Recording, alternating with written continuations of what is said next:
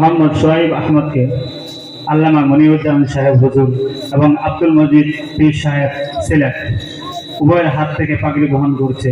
আমরা সকলেই তাদের জন্য দোয়া করি এবং আমরা প্রত্যেকেই নিজেদের সন্তানদেরকে যেন কোরআনের হাফেজ বানাইতে পারি এবং আলেম বানাইতে পারি, সেই প্রতীক্ষা সেই সবক যেন আজকে এই মহতি মাহফিল থেকে নিতে পারি। আমরা সকলেই সেজন্য সজাগ দৃষ্টি রাখি।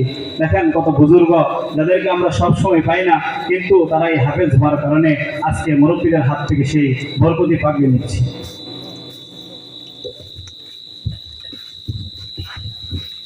আলহামদুলিল্লাহ, যাদের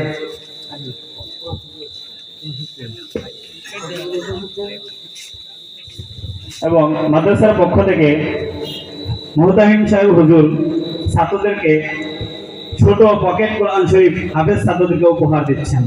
আমরা হযরতদের হাত থেকে 3 হাফেজ